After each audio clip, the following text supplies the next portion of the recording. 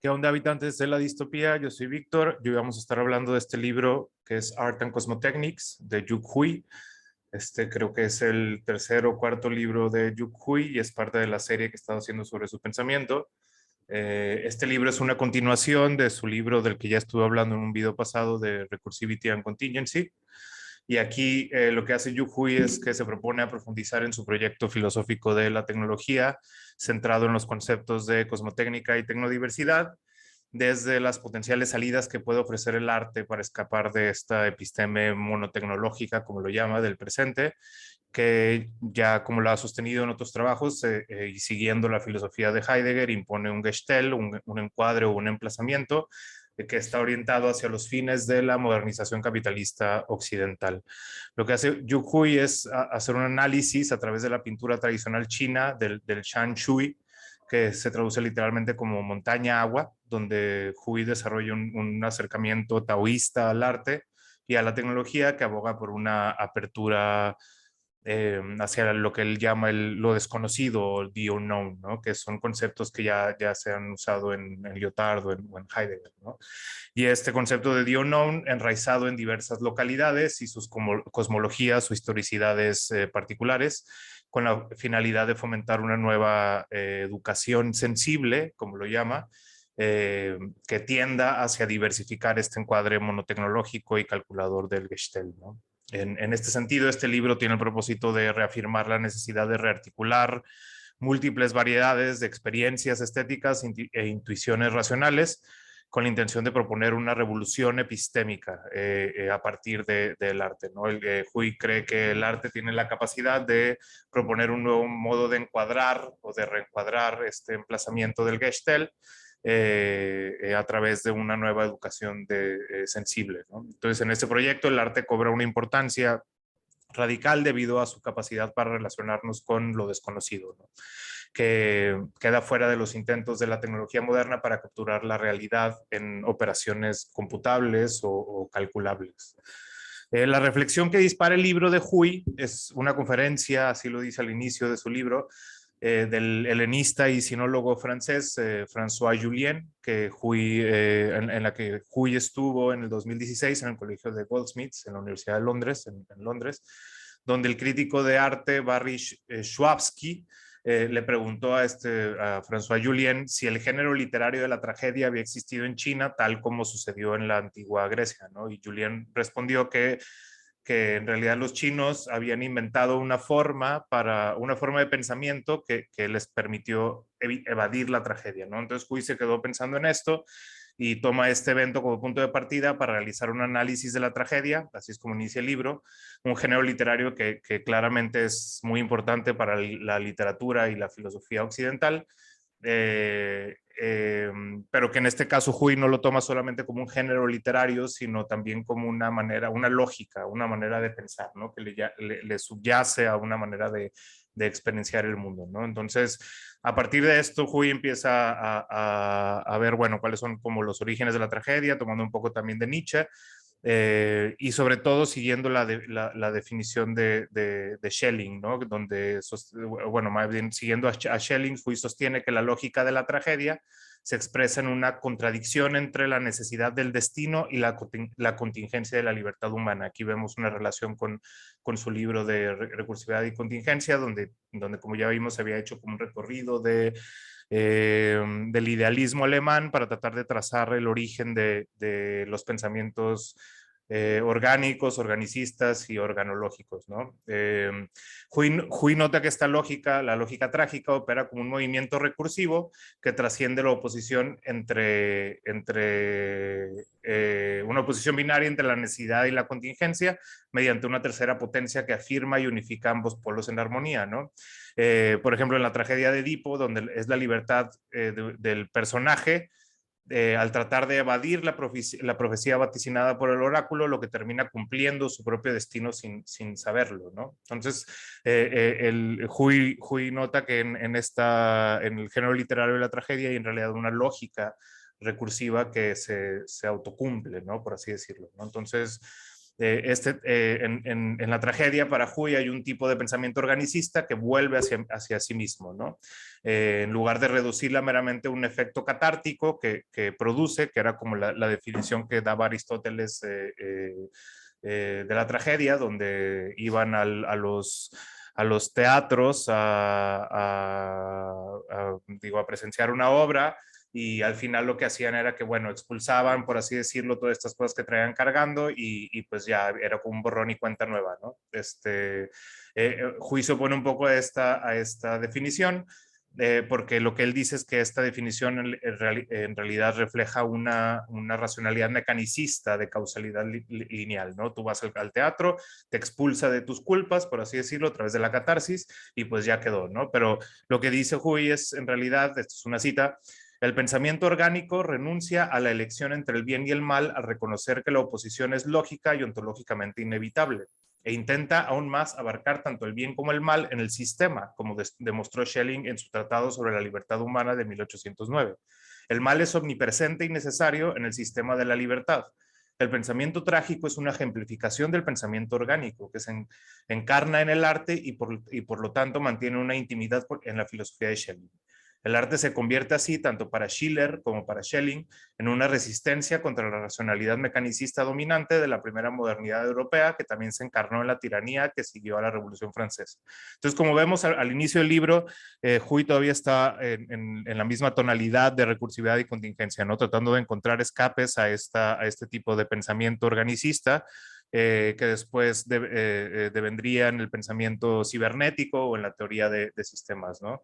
Esto, ¿no? Previamente ya en este libro Huy había lidiado con estos problemas del organicismo, eh, y tiene esta preocupación por identificar la existencia de lógicas recursivas en el pensamiento occidental antiguo, eh, que también responde a una crítica, un comentario al trabajo del sinólogo y biólogo Joseph Needham, quien asumía que no existía en Occidente un pensamiento organicista, mientras que en China sí se había dado desde es el modo de pensar desde la antigüedad, ¿no? Y Huy ve un poco escéptico este término de decir, bueno, en Occidente era un pensamiento mecanicista y en Oriente o en Asia sí había un pensamiento organicista, ¿no? Y dice, bueno, no, en el idealismo alemán ya había desarrollado algo parecido, ¿no? Y había encontrado su clímax en la tercera crítica de Kant, ¿no? A partir del juicio reflexionante, ¿no? Entonces, Huy se separa de esta noción para afirmar que en Occidente ya existía este pensamiento recursivo, y también había desembocado incluso en Whitehead, ¿no? En las filosofías del proceso de Whitehead, posteriormente la cibernética y la teoría de sistemas, que además ya tuvieron una aplicación tecnológica que son ahora ubicuas en la vida diaria, ¿no? Dice Huy que la tecnología del presente ha devenido orgánica, dado que sus procesos se asemejan cada vez más a los entes biológicos. Sin embargo, este proceso también ha devenido en un encuadre monotecnológico que se expresa a través de modos estandarizados de relacionarnos con la tecnología, que es lo que vemos en el presente, ¿no? Entonces, a partir de esto, Huy se pregunta de qué manera es posible buscar un nuevo modo de filosofar que vaya más allá de esta condición aparentemente omniabarcadora que impone la tecnología moderna, ¿no? Tomando aquí mucho de Heidegger. Yo creo que este libro es en realidad el libro más heideggeriano de Huy. Creo que el pensamiento de Huy ha ido tomando un cariz que partió de Simondon, que partió obviamente de la influencia de Stigler, quien fue su director de tesis doctoral, y ha ido germanizándose más, ¿no? Obviamente tomando esas cuestiones desde el libro pasado del idealismo alemán, y ahora en este libro es patentemente heideggeriano. Muchas de sus líneas de pensamiento están basadas completamente en el pensamiento de Heidegger, lo que tiene que ver con la localidad, por ejemplo, con lo desconocido, este tipo como de la verdad como un tipo de develamiento, su crítica a la tecnología moderna, el concepto de Gestell, etcétera, ¿no? Entonces, yo creo que aquí es donde Huy se muestra más heideggeriano que nada, ¿no? Entonces, en esta misma línea, la apuesta de Huy es reivindicar lo local, y por eso parte de este concepto de cosmotécnica, y buscar en cada una de las culturas una diversidad de modos bajo los que cada tipo de técnica se ligan a sus cosmologías particulares, ¿no? Dice Huy: En La pregunta por la tecnología en China, uno de sus libros también, desarrolla el concepto de cosmotécnica para sugerir que no existe una tecnología universal y homogénea, sino que es necesario redescubrir y articular cómo existen múltiples cosmotécnicas histórica y filosóficamente. Y una definición preliminar de la cosmotécnica como la unificación del orden moral y el orden cósmico a través de actividades técnicas. Sin embargo, esta definición tiene que articularse más, por ejemplo, especificando el orden moral y cósmico al que nos referimos y el proceso de unificación. Lo llamo cosmotécnica porque estoy convencido de que cosmos no se refiere al espacio exterior, sino por el contrario a la localidad. Cada cultura tiene su propia cosmología, que es producto de su propia geografía y del imaginario de su gente. Las cosmologías no son teorías puramente científicas sobre el espacio como la física astral, sino que están integradas en la vida cotidiana, en la forma en la que nos relacionamos con otros humanos, con los no humanos y con los recursos naturales y con el medio ambiente en su conjunto. Esto es traducción mía, ¿no?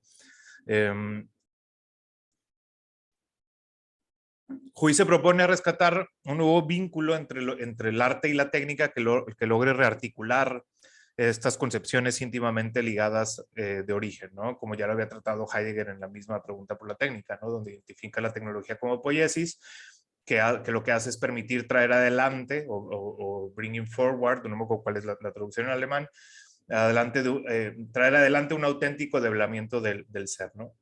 Y que permita la apertura de nuevas educaciones de la sensibilidad, de experimentar el arte y de diversificar nuestra relación con la tecnología moderna.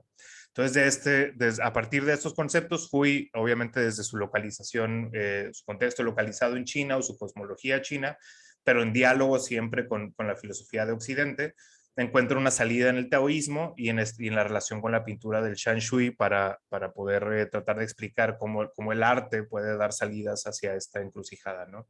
Según Hui, tanto el concepto griego del ser y el concepto chino del Dao pertenecen a lo desconocido. Obviamente este ser entendido en el sentido heideggeriano, ¿no? Algo que debe ser develado bajo este concepto de aletheia, ¿no? De algo que se descubre. Dice Hui, este concepto de los conocidos se define como algo que no puede ser objetivamente demostrado, pero que se mantiene significante en la construcción en diferentes planos de consistencia. Lo desconocido tiene un papel fundamental, por ejemplo, en aspectos como la religión o el arte, campos que escapan a la racionalidad científica y calculadora, ¿no? En cambio, lo desconocido lo que esboza es los límites de lo conocido, opera como un fondo, como un grund, un campo, un ground, ¿no? Original desde el que emergen las figuras, ¿no? Que también mantiene una relación con algo que ya ha tratado también en el libro pasado, que es la psicología del Gestalt. Y que también proviene de Simondon. Simondon también se preocupó mucho por la cuestión de la individuación a través o tomando ejemplos de la psicología de la Gestalt, ¿no? Entonces, Hui va a llevar este principio del taoísmo a la interpretación de los paisajes del Shan Shui, que son estas pinturas, estos paisajes que se pintaban a través de la historia del arte en China, donde lo que dice Hui es que no son las figuras las que toman la primacía, sino que es la blandura él le llama blandness de los paisajes, lo que disuelve las figuras en el paisaje para fundirlas con el fondo. Entonces no se trata solo del individuo, sino de ver cómo emergen cierto tipo de figuras a través del fondo, ¿no? Dice Hui, en la pintura china no hay una naturaleza overwhelming abrumadora, ¿no? Sino más bien blandness, esta blandura, ¿no?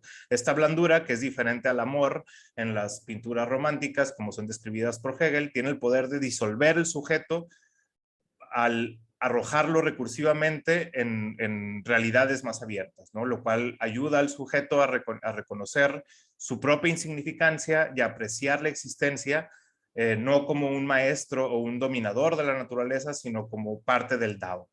Disolverse aquí no significa desaparecerse en cierto tipo de negación, sino más bien en convertirse insignificante. Esto entonces marca un momento en el que uno deja de ver el paisaje solo como un objeto en este sentido literal de lo que puede ser objetivado, ¿no? A través de un sujeto, ¿no? Lo que dice Hui es que en el pensamiento taoísta el sujeto se funde con el fondo y en esta disolución emerge otro tipo de armonía. No es una que afirma el sujeto, como sucedería, por ejemplo, en la filosofía nietzscheana, sino que hace caer en cuenta de lo insignificante que es el sujeto ante la vastedad del cosmos, ¿no? Este factor representa entonces un modo de educación sensible, una manera diferente de ver en la pintura china que se distingue de la filosofía occidental o del arte occidental, ¿no? En el Shan Shui, lo que dice Hui es que opera una dimensión de misterio o de oscuridad, ¿no? Que es el concepto de Xuan. Que no opone estos dos elementos, sino que más bien los unifica en un tipo de continuidad oposicional o unidad oposicional. Entonces, como es posible notar, esta lógica difiere del movimiento recursivo del pensamiento trágico occidental, el cual confronta al humano con la naturaleza, ya sea para reafirmar al sujeto o para reafirmar la naturaleza, ¿no? Entonces, lo que trata de hacer Hui es tratar de encontrar en el pensamiento chino, en el arte chino, pues sobre todo a partir del Shan Shui, un movimiento que no es equiparable a lo que ya ha venido sucediendo en la historia del arte chino ni en la filosofía, en la historia del arte occidental, ¿no? Entonces, esta distinción, dice Hui, es contrastada también frente al movimiento recursivo de la cibernética. En las tecnologías modernas, basadas en los fundamentos sistémicos de la teoría de sistemas o la cibernética, han tomado la figura por el fondo y han hecho de su ubicuidad, esto lo dice siguiendo Heidegger, un emplazamiento epistémico que reduce la naturaleza a un recurso y al pensamiento en un mero cálculo cuantificable. Entonces, en lugar, a diferencia de la filosofía china o de la teoría o de la práctica artística china, aquí lo que se hace en Occidente, lo que hacemos es objetivar la naturaleza, ¿no? Entonces, eso es parte de lo que se quiere separar Hui, ¿no? Sin embargo, dice Hui que el arte puede ofrecer nuevas maneras de relacionarnos con la tecnología que permita abrirnos hacia una irreductibilidad calculable de lo desconocido para escapar del Gestell, al proveer distintas imaginaciones que posibiliten una verdadera tecnodiversidad, ¿no? Que es otro de los conceptos centrales dentro de su pensamiento. Aunque las tecnologías digitales modernas utilizan comúnmente funciones recursivas que se desenvuelven circularmente, llamándose a sí mismas, que es algo que también ya habíamos visto en el video pasado en su libro de recursividad y contingencia, sus tipos de operaciones implican que estas deben reducir todos sus inputs a funciones computacionales, lo cual no logra abarcar toda la riqueza inacabable de lo desconocido, ¿no? Lo desconocido no puede ser demostrado objetivamente, ni siquiera puede ser enumerado matemáticamente, ¿no? En este sentido, la matematización y cuantificación de la realidad que se intenta imponer por parte de la ubicuidad de las tecnologías digitales debe poder distinguir entre lo incomputable y lo incalculable, que es una distinción que hace Hui, siguiendo también los estudios de Luciana Parisi, que también ya había estudiado mucho esta cuestión de lo incomputable, a lo que Hui le añade una distinción entre lo incomputable y lo incalculable, ¿no? Si lo incomputable se refiere solamente al número de algo que no puede ser enumerable recursivamente, es decir, que no puede ser reducido a un número finito de pasos en un algoritmo, lo incalculable, a diferencia de esto, se refiere a algo que no puede ser ni siquiera sometido a cualquier tipo de calculabilidad, ¿no? Algo como el amor, como la amistad, el deseo, o la felicidad, ¿no? Esto es una cita de Hui, ¿no? Que estoy traduciendo en este momento. Lo incalculable no solo sirve de manera espiritual o religiosa, pero que es también central en cualquier economía o política que trasciende la calculabilidad, ¿no? Puede servir como una función concreta de una economía espiritual o una economía libidinal, ¿no? Así como en algo que Amartya Sen dice, una economía de la capacidad, por ejemplo, ¿no? Esta es una cita de Hui. Entonces, aunque muchos de los fenómenos del mundo pueden ser reducidos a inputs binarios computacionales, mucho puede ser matematizado, sin duda alguna. Hui dice que la realidad y sobre todo esta parte oscura de la realidad, la parte trascendente de la realidad, es incalculable en su totalidad, ¿no?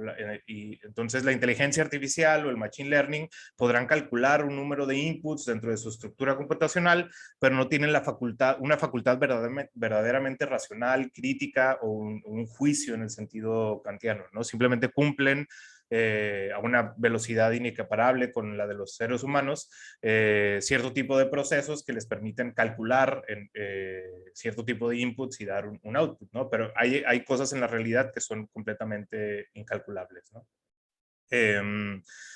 Pero bueno, esto no quiere decir que lo desconocido sea completamente inefable, ¿no? Se puede pensar lo desconocido y de hecho pensamos lo desconocido precisamente porque es un límite de lo que podemos pensar, ¿no? Dice Hui que lo desconocido se alcanza a vislumbrar a partir de lo conocido. Cada distinción que hacemos sobre el mundo empuja esta frontera de lo desconocido en un movimiento recursivo. Dice Hui en una cita, lo desconocido puede ser racionalizado recursivamente a través de lo conocido. En el arte y en la filosofía, lo desconocido es objeto de inteligencia y por tanto condición de desarrollo de cada inteligencia, ¿no? Sin embargo, en el contexto actual tecnológico de estandarización técnica y también de estandarización artística, los modelos de inteligencia computarizados se intentan imponer como un siguiente paso unilateral y estandarizado de conocer y acercarnos al mundo, ¿no? Este emplazamiento desplaza nuestro mundo, alejándonos de lo incalculable de este mundo, ¿no? Entonces, frente a este emplazamiento, Hui afirma que la manera de penetrar a lo desconocido reside en escapar de esta cultura monotecnológica estandarizada y a partir de las posturas locales, ¿no? A partir de la localidad. Lo desconocido no es en realidad inaccesible o algo oscuro, sino que siguiendo al filósofo japonés Kitaro Nishida, se trata de un lugar o un basho históricamente situado que opera como un campo de fuerzas en la conciencia donde las oposiciones quedan unificadas y ponen en armonía lo local con lo universal, ¿no? Yo creo que no hay que irnos tan lejos, incluso en el pensamiento kantiano, la máxima kantiana del el cielo estrellado sobre mí y la ley moral dentro de mí, tiene mucho que ver con con esta misma máxima, ¿no? El tratar de unificar lo local con lo universal y el tratar de hacer una cosmopolítica, ¿no? Que en realidad es también gran influencia en Hui y Kant en su concepto de cosmopolítica para tratar de desarrollar, bueno, en lo que él trata de desarrollar su concepto de cosmotécnica, ¿no? Hui dice que en cada lugar se produce un tipo de sensibilidad o intuición particular cuya fuerza potencial para producir una revolución epistémica reside en la capacidad de ser diversa, ¿no? Entonces, básicamente esta es la premisa central del libro de Hui.